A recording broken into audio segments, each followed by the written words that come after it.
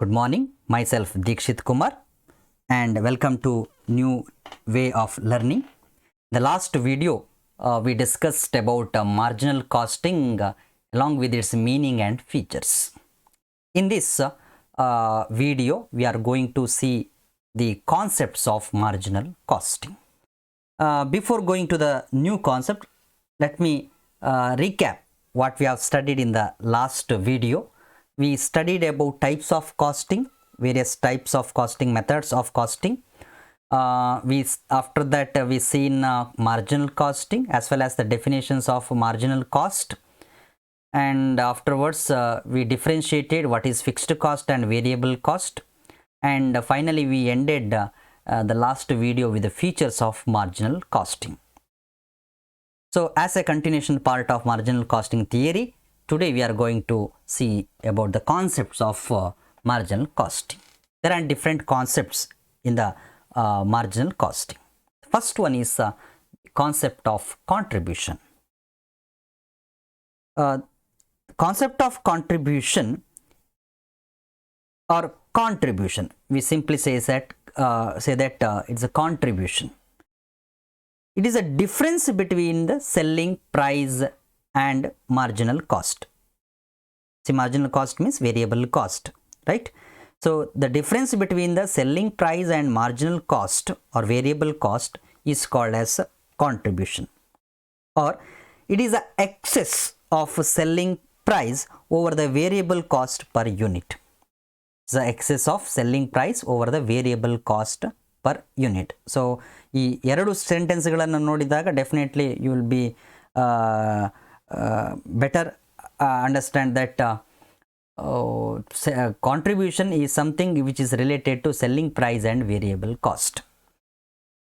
So this contribution contributes towards the recovery of fixed cost and profits. From the contribution, fixed costs are recovered and the balance is profit. This is about the theory about contribution. So formula ಆಧಾರದಲ್ಲಿ ಹೇಳೋದಿದ್ರೆ contribution is equal to sales minus variable cost or marginal cost, or contribution is equal to fixed cost plus profit. Actually this should be the plus, I have taken here minus, actually this should be plus. Fixed cost plus profit or less loss. If it is less loss, then you have to deduct. If it is profit, you have to add to the fixed cost. Contribution minus fixed cost. If we deduct fixed cost from the contribution, whatever amount is coming is either profit or loss. So from the contribution, normally in the problems, if the sales is asked from the variable cost and contribution, sales can also be found from the contribution. That is, sales is equal to variable cost plus contribution, or sales minus variable cost is equal to contribution, or sales is equal to variable cost plus fixed cost plus profit. If it is loss, then you have to deduct loss, not adding like profit. Profit nage add ಮಾಡಲಿಕ್ಕಿಲ್ಲ, profit ಆಗಿದ್ರೆ add ಮಾಡೋದು, loss ಆಗಿದ್ರೆ less ಮಾಡೋದು. Sales minus variable cost is equal to fixed cost plus profit, or loss ಆಗಿದ್ರೆ minus loss. This is a way of finding the sales and the contribution. This contribution is calculated for the purpose of recovery of fixed asset. ನಾನು ಈಗಾಗಲೇ ಹೇಳಿದಾಗೆ it is used for the purpose of recovery of fixed cost. In the marginal costing, it is not possible to determine the profit per unit of the product because the fixed costs are charged in total to the profit. ಇಲ್ಲಿ per unit ಅನ್ನು find out ಮಾಡಲಿಕ್ಕೆ ಆಗೋದಿಲ್ಲ because fixed costs are charged in total to the profit and loss account rather than recovered in product cost. Product ಕಾಸ್ಟ್ನ recover ಮಾಡೋ ಬದಲಾಗಿ profit and loss ಅಕೌಂಟಿಗೆ charge ಮಾಡೋದ್ರಿಂದ ಇದನ್ನು ಸಪ್ರೇಟಾಗಿ ಕಾಸ್ಟ್ ಪರ್ ಯೂನಿಟನ್ನು ಫೈಂಡ್ ಔಟ್ ಮಾಡಲಿಕ್ಕೆ ಆಗೋದಿಲ್ಲ. So contribution is a tool of amount from which the total fixed cost will be deducted to arrive at a profit or loss. So contribution is a tool of amount from which total fixed cost will be deducted to arrive at a profit or loss. So what is the advantage of contribution is it's an important concept in the marginal costing. Marginal costing ಅಲ್ಲಿ ಬಹಳ ಮುಖ್ಯವಾದ ಒಂದು concept ಇದು, because it forms the basis for decision making and control. Decision making ಮತ್ತು ಕಂಟ್ರೋಲಿಗೆ ಇದು ಬಹಳ ಪ್ರಾಧಾನ್ಯತೆಯನ್ನು ಕೊಡ್ತದೆ. Next concept is concept of profit volume or contribution sales or PV, profit volume ratio ಅಂತ ಹೇಳ್ತೇವೆ. ಪ್ರಾಫಿಟ್ ವಾಲ್ಯೂಮ್ ರೇಷಿಯೋ ಅಥವಾ ಕಾಂಟ್ರಿಬ್ಯೂಷನ್ ಸೇಲ್ಸ್ ರೇಷಿಯೋ ಅಂತ ಹೇಳ್ತೇವೆ, ಅಥವಾ PV ರೇಷಿಯೋ ಅಂತ ಹೇಳ್ತೇವೆ. ಈ ರೇಷಿಯೋ ಬೇಸ್ ಆಗಿರೋದು, there are 2 basic assumptions. 2 basic ಎಸಂಪ್ಷನ್ನ ಮೇಲೆ ಮಾರ್ಜಿನಲ್ ಕಾಸ್ಟ್ ನಿಂತಿದೆ. ಅದು ಯಾವುದು ಅಂತ ಹೇಳಿದರೆ, ನಂಬರ್ 1 ಈ selling price remain constant at different levels of sales. ಯಾವಾಗಲೂ ಸೆಲ್ಲಿಂಗ್ ಪ್ರೈಸ್ ರಿಮೇನ್ಸ್ ಕಾನ್ಸ್ಟೆಂಟ್, ಅದೆಷ್ಟೇ ಔಟ್ಪುಟ್ ಆಗಿರಲಿ, ಅದು ಸೇಲ್ಸ್ ಬೇರೆ ಬೇರೆ ಇರಲಿ, ಇದ್ದಾಗ ಸೆಲ್ಲಿಂಗ್ ಪ್ರೈಸ್ ಕಾನ್ಸ್ಟೆಂಟ್ ಅಂತ ಹೇಳ್ತದೆ. And another assumption is marginal cost per unit remains constant at different volumes of production. Marginal cost, variable cost per unit remains constant at different volumes of production. Stay production ಮಾಡಿ marginal cost per unit ಯಾವಾಗಲೂ same ಆಗಿರ್ತದೆ ಅಂತ ಹೇಳಿ ಹೇಳ್ತದೆ. So as a result of this above 2 assumption, ಈ 2 assumptionನಿನ ಆಧಾರದ ಮೇಲೆ contribution per unit must also remain the same at different levels of sales.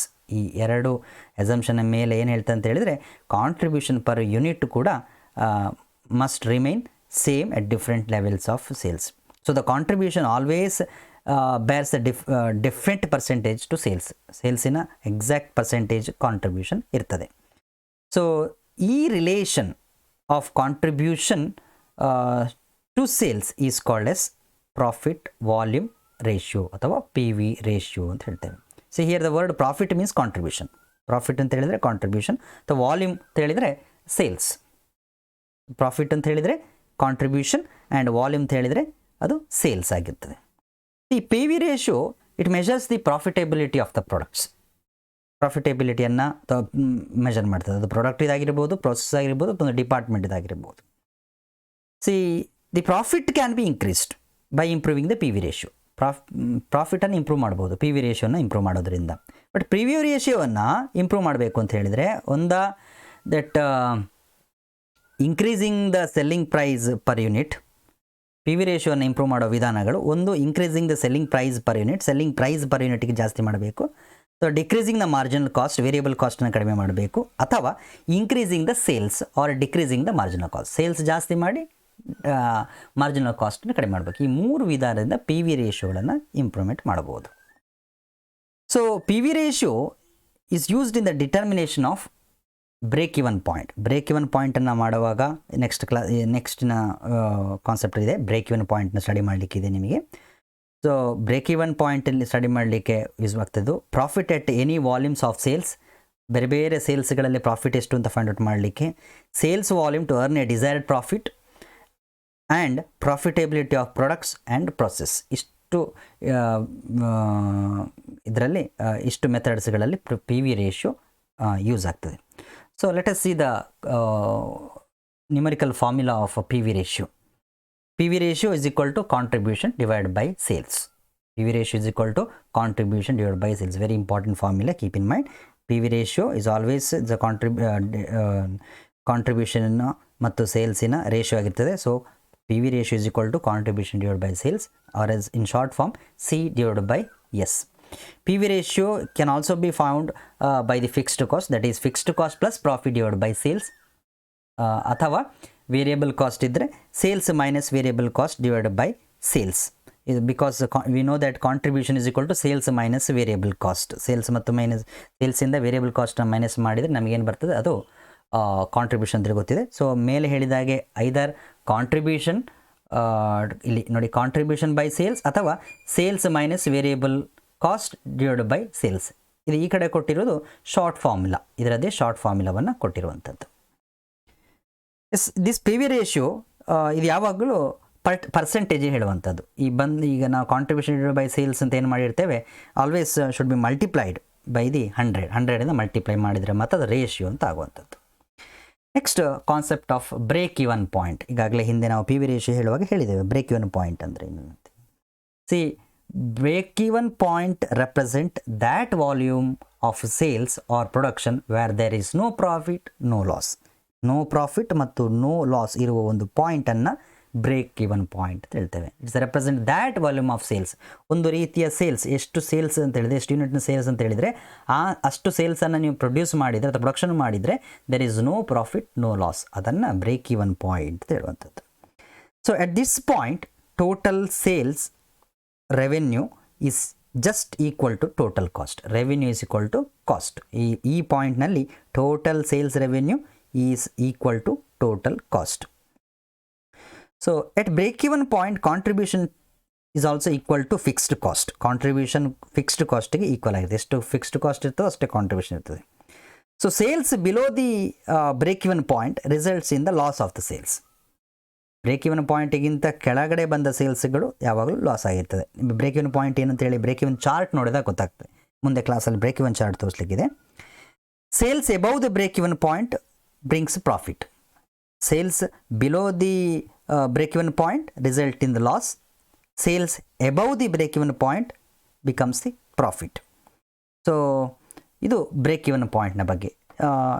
The formula for calculation of break even point is BEP. Suppose if you want to calculate the units, total fixed cost divided by contribution per unit, ಇದನ್ನು ಇಲ್ಲಿ F divided by C per unit ಅಂತ ಕೊಟ್ಟಿದೆ. Break even point ಸೇಲ್ಸನ್ನು find out ಮಾಡಬೇಕು ಅಂತ ಹೇಳಿದರೆ total fixed cost into selling price per unit divide by contribution per unit, that is F into S divide by C per unit. And you can also find out this break even point by using PV ratio, that is total fixed cost divided by PV ratio, F divided by PV ratio. Next see the break even chart. ಈಗ break even point ಅರ್ಥ ಆಗಬೇಕು ಅಂತ ಹೇಳಿದರೆ break even chart, this is the break even chart. So break even chart ಅಂತ ಹೇಳಿದರೆ is a graphical presentation or representation of cost and revenue showing their interrelations at different volumes of output. ಸೇಲ್ಸ್ಗಳನ್ನು ಬೇರೆ ಬೇರೆ ಹಂತದಲ್ಲಿ ತೋರಿಸುವಂಥ ಒಂದು ಚಾರ್ಟನ್ನು break even chart ಅಂತ ಹೇಳ್ತೇವೆ. It's a pictorial illustration of relationship between cost and volume. ಇದು ಹೇಗಿರ್ತದೆ ಅಂತ ಹೇಳಿದರೆ ಇಲ್ಲಿ ಎಕ್ಸ್ ಆ್ಯಕ್ಸಲ್ಲಿ ಸೇಲ್ಸ್ಗಳನ್ನು ತೋರಿಸ್ತೇವೆ, ಇಲ್ಲಿ ವೈ ಆ್ಯಕ್ಸಲ್ಲಿ ಕಾಸ್ಟ್ ಅಥವಾ ರೆವೆನ್ಯೂಗಳನ್ನು ತೋರಿಸ್ತೇವೆ, ಕಾಸ್ಟ್ ಆ್ಯಂಡ್ ರೆವೆನ್ಯೂ ತೋರಿಸ್ತೇವೆ. ಸೊ ಸೇಲ್ಸ್ ಜಾಸ್ತಿ ಆದಾಗೆ ಕಾಸ್ಟ್ ಕೂಡ ಜಾಸ್ತಿ ಆಗ್ತಾ ಹೋಗ್ತದೆ. ಇಲ್ಲಿ ನೋಡಿ ಈ ಪಾಯಿಂಟ್ ಇದೆಯಲ್ಲ, ಇದು ಬ್ರೇಕ್ ಇವನ್ ಪಾಯಿಂಟ್. ಈ ಬ್ರೇಕ್ ಇವನ್ ಪಾಯಿಂಟಲ್ಲಿ ಇಷ್ಟು ಸೇಲ್ಸ್ ಮಾಡಿದರೆ there is no profit no loss. So above this point ಮೇಲೆ ಸೇಲ್ಸ್, ಯಾಕೆಂತ ಹೇಳಿದರೆ ಇಲ್ಲಿ ಈ ಕಾಸ್ಟ್ ಲೈನ್ ಸ್ಟಾರ್ಟ್ ಆಗ್ತದೆ ನೋಡಿ. ನಾವಾಗ ಹಿಂದಿನ ಕ್ಲಾಸಲ್ಲಿ ನೋಡಿದ ಫಿಕ್ಸ್ಡ್ ಕಾಸ್ಟ್ ಲೈನ್ ಇದು, ಇದು ಟೋಟಲ್ ಕಾಸ್ಟ್ ಲೈನ್. ಸೊ ಈ ಹಂತದಲ್ಲಿ ಟೋಟಲ್ ಸೇಲ್ಸ್ ಕಡಿಮೆ ಇರ್ತದೆ, ಕಾಸ್ಟ್ ಜಾಸ್ತಿ ಇರ್ತದೆ. ಆದ ಕಾರಣ ಯಾವಾಗ ಕಾಸ್ಟ್ ಜಾಸ್ತಿಯಾಗಿ ಸೇಲ್ಸ್ ಕಡಿಮೆ ಇರ್ತದೋ the loss occurs. So after this break even point, because sales increase ಆಗ್ತದೆ, ಕಾಸ್ಟ್ ಕಡಿಮೆ ಆಗ್ತದೆ, so this is the profit area. So ಇದು ಈ ಪಾಯಿಂಟನ್ನು ಬ್ರೇಕ್ ಇವನ್ ಪಾಯಿಂಟ್ ಅಂತ ಹೇಳ್ತೇವೆ, ಅಥವಾ ಈ ಪಾಯಿಂಟಲ್ಲಿ ಮಾಡುವ ಸೇಲ್ಸನ್ನು ಬ್ರೇಕ್ ಇವನ್ ಸೇಲ್ಸ್ ಅಂತ ಹೇಳ್ತೇವೆ. Okay, so this is about break even chart.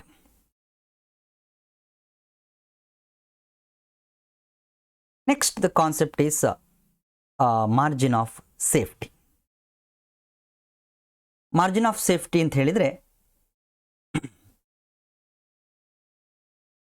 ನೋಡಿ, ಬ್ರೇಕ್ ಇವನ್ ಚಾರ್ಟ್ನಲ್ಲಿ ಒಂದು ಸಲ ತೋರಿಸಿಬಿಡ್ತೇನೆ. See positive difference between the actual sales and break even sales. Break even ಸೇಲ್ಸ್ ಮತ್ತು ಆ್ಯಕ್ಚುಯಲ್ ಸೇಲ್ಸ್ನ ಮಧ್ಯೆ ಇರುವಂಥದ್ದು that is margin of safety. Sorry, ಇಲ್ಲಿ ನೋಡಿ, ಇದು ನೋಡಿ ಮಾರ್ಕ್ ಮಾಡಿದೆ, margin of safety. Break even point ಮತ್ತು ಆ್ಯಕ್ಚುಯಲ್ ಸೇಲ್ಸ್ನ ಗ್ಯಾಪ್ ಇದೆಯಲ್ಲ, ಅದು margin of safety. The positive difference between the actual sales and break even sales is called margin of safety. It is excess of actual sales over the break even sales. Break even ಸೇಲ್ಸಿಂದ ಮೇಲ್ಪಟ್ಟು ಮಾಡಿದ ಸೇಲ್ಸನ್ನು margin of safety ಅಂತ ಹೇಳ್ತೇವೆ. Because at the break even point sales value is just equal to the total cost. Break even ಪಾಯಿಂಟಲ್ಲಿ ಕಾಸ್ಟ್ಗೆ equal ಆಗಿರ್ತದೆ sales, so there is no profit or loss. Therefore at the break even point margin of safety is nil. Break even ಪಾಯಿಂಟಲ್ಲಿ margin of safety ಏನು ಅಂತ ಕೇಳಿದರೆ, always at the break even point margin of safety is always nil. So the margin of safety is the area of earning profit. ಪ್ರಾಫಿಟನ್ನು earn ಮಾಡುವಂಥ area. ಯಾವುದೇ ಒಂದು ಫರ್ಮಲ್ಲಿ a reasonable margin of safety should be there. Otherwise, a small fall in the demand ಸಣ್ಣಕ್ಕೆ fall ಆದರೂ ಕೂಡ it result in the total ಕಾಸ್ಟಿಗೆ ಮೇಲೆ ಪೆಟ್ಟು ಬೀಳ್ತದೆ. The soundness of a business can be measured with the help of the margin of safety. Margin of safety ಆಧಾರದಲ್ಲಿ ಬಿಸ್ನೆಸ್ನ sound ಹೇಗಿದೆ ಅಂತ ಹೇಳಿ ನೋಡ್ಬೋದು, ಬಿಸ್ನೆಸ್ನ ಕಂಡೀಷನ್ ಹೇಗಿದೆ ಅಂತ ನೋಡ್ಬೋದು. If the margin safety is higher, margin safety ಜಾಸ್ತಿ ಇದೆ, it represent the index of strength of the ಕನ್ಸರ್ನಿಗೆ ಸ್ಟ್ರೆಂತ್ ಇದೆ ಅಂತ ಅರ್ಥ. If the margin of safety is low, it indicates the weakness of the ಕನ್ಸರ್ನಿನ ವೀಕ್ನೆಸ್ಸನ್ನು ತೋರಿಸ್ತದೆ. So formula to calculate the margin of safety sales minus break even sales. Simple ಆಗಿ ಹೇಳೋದಿದ್ರೆ sales minus break ಇವನ್ sales ಅಥವಾ profit divide by PV ratio. It can also be represented in the percentage. Margin of safety ratio ಅಂತ ಹೇಳ್ತೇವೆ ಇದನ್ನು. Margin of safety ratio is equal to margin of safety divide by sales into 100. So ಈ margin of ಸೇಫ್ಟಿಯನ್ನು ಕೂಡ increase ಮಾಡಲಿಕ್ಕಾಗ್ತದೆ. Increase in the level of production or sales. Production sales ಜಾಸ್ತಿ ಮಾಡಿದರೆ margin of safety ಜಾಸ್ತಿ ಆಗ್ತದೆ. Selling ಪ್ರೈಸನ್ನು ಜಾಸ್ತಿ ಮಾಡಿದರೆ ಮಾರ್ಜಿನ್ ಆಫ್ ಸೇಫ್ಟಿ ಜಾಸ್ತಿ ಆಗ್ತದೆ. ಫಿಕ್ಸ್ಡ್ ಕಾಸ್ಟನ್ನು ಕಡಿಮೆ ಮಾಡಿದರೆ ಮಾರ್ಜಿನ್ ಆಫ್ ಸೇಫ್ಟಿ ಜಾಸ್ತಿ ಆಗ್ತದೆ. ವೇರಿಯಬಲ್ ಕಾಸ್ಟನ್ನು ಕಡಿಮೆ ಮಾಡಿದರೆ ಮಾರ್ಜಿನ್ ಆಫ್ ಸೇಫ್ಟಿ ಜಾಸ್ತಿ ಆಗ್ತದೆ. ಬಿಸ್ನೆಸ್ನಲ್ಲಿ ಅನ್ಪ್ರಾಫಿಟೇಬಲ್ ಪ್ರಾಡಕ್ಟ್ಗಳು ಯಾವುದೇ ಇದ್ದರೆ ಅದನ್ನು ಡ್ರಾಪ್ ಔಟ್ ಮಾಡೋದ್ರಿಂದ ಮಾರ್ಜಿನ್ ಆಫ್ ಸೇಫ್ಟಿ ಜಾಸ್ತಿ ಆಗ್ತದೆ. ಎಂಕರೇಜಿಂಗ್ ದ ಪ್ರಾಫಿಟೇಬಲ್ ಪ್ರಾಡಕ್ಟ್ಸ್, ಯಾವುದು ಜಾಸ್ತಿ ಪ್ರಾಫಿಟನ್ನು ಕೊಡ್ತದನ್ನು ಎಂಕರೇಜ್ ಮಾಡೋದ್ರಿಂದ ಮಾರ್ಜಿನ್ ಆಫ್ ಸೇಫ್ಟಿ ಜಾಸ್ತಿ ಆಗ್ತದೆ. Next concept is angle of incidence. ನಾನು ಒಂದ್ಸಲ ಮತ್ತೆ ಬ್ರೇಕ್ ಇವನ್ ಚಾರ್ಟ್ ಅಂತ ತೋರಿಸ್ತೇನೆ. ಆ್ಯಂಗಲ್ ಆಫ್ ಇನ್ಸಿಡೆನ್ಸ್ ನೋಡಿ, ಈ ಪೋರ್ಷನ್ನ ಆ್ಯಂಗಲ್ ಆಫ್ ಇನ್ಸಿಡೆನ್ಸ್ ಅಂತ ಕರಿತೇವೆ. Yes, angle of incidence is the angle at which sales line cuts the total cost line. ಎಲ್ಲಿ sales line total cost line cut ಮಾಡ್ತದೋ ಅದನ್ನು angle of incidence ಅಂತ ಹೇಳ್ತೇವೆ. Yes, so it's an angle that forms between the sales line and the total contribution at a break-even point. The size of this angle decides the extent of profit. ಈ ಆ್ಯಂಗಲ್ನ ಸೈಜನ್ನು ನೋಡಿ profit ಎಷ್ಟಿದೆ ಅಂತ ಹೇಳ್ಬೋದು. Larger the angle, the incidence of profit is higher. when the angle of incidence is small, it indicates low rate of profit. Angle of incidence ಜಾಸ್ತಿ ಇದ್ದರೆ higher rate of profit ಅಂತ ಅರ್ಥ. Angle of incidence ಸಣ್ಣಕ್ಕೆ ಇದ್ದರೆ it indicates the low rate of profit. The soundness or weakness of a concern is indicated with the help of the angle of incidence. Margin of ಸೇಫ್ಟಿಯನ್ನು ನೋಡಿ ಥರನೇ angle of ಇನ್ಸಿಡೆನ್ಸನ್ನು ನೋಡಿದ ಕೂಡ ಬಿಸ್ನೆಸ್ನ soundness ಅಥವಾ ವೀಕ್ನೆಸ್ಸನ್ನು ಫೈಂಡ್ ಔಟ್ ಮಾಡಲಿಕ್ಕಾಗ್ತದೆ. A large angle of incidence with large high margin of safety indicates the favourable position firm. Margin of safety ಕೂಡ ಜಾಸ್ತಿ ಇದೆ, ಆ್ಯಂಗಲ್ ಆಫ್ ಇನ್ಸಿಡೆನ್ಸ್ ಕೂಡ ಲಾರ್ಜ್ ಇದೆ ಅಂತ ಹೇಳಿದರೆ then it indicates the favourable position, ಫರ್ಮಿನ favourable ಪೊಸಿಷನನ್ನು ತೋರಿಸ್ತದೆ. Next one cost volume profit, CVP analysis ಅಂತ ಹೇಳ್ತೇವೆ ಅಥವಾ ಬ್ರೇಕ್ ಇವನ್ ಅನಾಲಿಸಿಸ್. ಈಗ ನಾವು ಈಗಾಗಲೇ ಬ್ರೇಕ್ ಇವನ್ ಪಾಯಿಂಟ್ ಕಲ್ತೇವೆ, ಬ್ರೇಕ್ ಇವನ್ ಚಾರ್ಟನ್ನು ನೋಡಿದೆವು. ಸೊ ಅದನ್ನು ಸ್ಟಡಿ ಮಾಡುವ ಮೆಥಡಿಗೆ ಬ್ರೇಕ್ ಇವನ್ ಅನಾಲಿಸಿಸ್ ಅಂತ ಹೇಳ್ತೇವೆ. ಪ್ರತಿಯೊಂದು ಬಿಸ್ನೆಸ್ಸಲ್ಲೂ ಕೂಡ ಪ್ರಾಫಿಟ್ ಬಹಳ important. Profit is the result of relationship between the selling price of a unit of product, variable cost, volume of product unit ಅಥವಾ product unit sold and the total fixed cost. ಯಾವಾಗಲೂ profit ಅನ್ನುವಂಥದ್ದು ನಿರ್ಧಾರ ಆಗುವಂಥದ್ದು selling ಪ್ರೈಸಿನ ಮೇಲೆ, variable ಕಾಸ್ಟಿನ ಮೇಲೆ, ಮತ್ತು volume of product unit sold, ಎಷ್ಟನ್ನು ಸೇಲ್ ಮಾಡ್ತಿರೋದ್ರ ಮೇಲೆ, ಮತ್ತು ಟೋಟಲ್ ಫಿಕ್ಸ್ಡ್ ಕಾಸ್ಟಿನ ಮೇಲೆ. So CVP analysis is a management accounting tool to show the relationship between these ingredient of profit. Cost volume profit ಏನು ಮಾಡ್ತದೆ, ಈ ಎಲ್ಲ ವೇರಿಯಬಲ್ನ ಮಧ್ಯೆ ಇರುವ ರಿಲೇಷನ್ಶಿಪ್ಪನ್ನು ಫೈಂಡ್ ಔಟ್ ಮಾಡಿ ಹೇಳ್ತದೆ. The widely used technique to study the CVP relationship is break even analysis. CVPಯನ್ನು detail ಆಗಿ ಸ್ಟಡಿ ಮಾಡಲಿಕ್ಕೆ ಯೂಸ್ ಮಾಡುವ ಟೆಕ್ನಿಕ್ಕನ್ನೇ ಬ್ರೇಕ್ ಈವನ್ ಅನಾಲಿಸಿಸ್ ಅಂತ ಹೇಳ್ತೇವೆ. So break even analysis is refers to the analysis of relationship between cost, volume and profit at different levels of sales or production. ಬೇರೆ ಬೇರೆ ಹಂತದಲ್ಲಿ ಕಾಸ್ಟ್, ವಾಲ್ಯೂಮ್ ಮತ್ತು ಪ್ರಾಫಿಟನ್ನು ಸ್ಟಡಿ ಮಾಡುವ ಮೆಥಡಿಗೆ ಬ್ರೇಕ್ ಇವನ್ ಅನಾಲಿಸಿಸ್ ಅಂತ ಹೇಳ್ತೇವೆ. Because it is concerned with the effect of changes in the cost, sales quantities, sales price and sales mix on profit. So it relates to the study of revenues and cost in relation to sales volume, and in particular the determination of that volume of sales at which the firm's revenue or total cost will exactly equal. So ಇದನ್ನು ಮಾಡಲಿಕ್ಕೆ ಬೇರೆ ಬೇರೆ ಟೆಕ್ನಿಕ್ಸ್ಗಳನ್ನು use ಮಾಡ್ತಾರೆ. number of techniques or procedures can be developed to classify and analyze of the effect of change in the volume of production and sales of profit of the business. So break even analysis ಇದು may be either algebraical or graphical method. Algebraical method ಸಾಮಾನ್ಯವಾಗಿ use ಮಾಡುವಂಥ formula based method which is used for the marginal costing equations. So graphic method ಇದ್ದರೆ it shows the cost volume profit relationship in the form of graph or diagram or chart, ಅಥವಾ ಅದನ್ನು ನಾವೀಗ ಹೇಳಿದ್ರೆ break even chart ಅಂತ ಹೇಳ್ತೇವೆ. ಅದು it depicts the cost revenue at different levels of output. ಇದಿಷ್ಟು ನಾವು ಇವತ್ತು ಸ್ಟಡಿ ಮಾಡಿದ ವಿಷಯಗಳು. ನಾವು ಇವತ್ತು ಬೇರೆ ಬೇರೆ ಕಾನ್ಸೆಪ್ಟ್ಗಳನ್ನು ಸ್ಟಡಿ ಮಾಡಿದೆವು. Let's recall what we have studied. First we have seen the concept of contribution, formulas of contribution, likewise the concept of profit volume or contribution sales or PV ratio. PV ratio ಅಂತ famous ಆಗಿ ಹೇಳುವಂಥದ್ದು. ಇದನ್ನು break even point ನೋಡಿದೆವು, break even chart ನೋಡಿದೆವು, MOS ಅಂತ ಹೇಳ್ತೇವೆ margin of ಸೇಫ್ಟಿಯನ್ನು ನೋಡಿದೆವು, angle of incidence ನೋಡಿದೆವು, cost volume profit analysis CVP analysis ನೋಡಿದೆವು, ಕೊನೆಯದಾಗಿ ಬ್ರೇಕ್ ಇವನ್ ಅನಾಲಿಸಿಸ್ ಅಂದರೆ ಏನು ಅಂತೇಳಿ ನೋಡಿದೆವು. ಸೊ ಇಷ್ಟು ಕಾನ್ಸೆಪ್ಟ್ಗಳು ಇವತ್ತಿಗೆ ಮುಗಿಸ್ತಾ ಈ ವಿಡಿಯೋವನ್ನು ಮುಗಿಸ್ತಿದ್ದೇನೆ. ಎಲ್ಲರಿಗೂ ನಮಸ್ಕಾರ.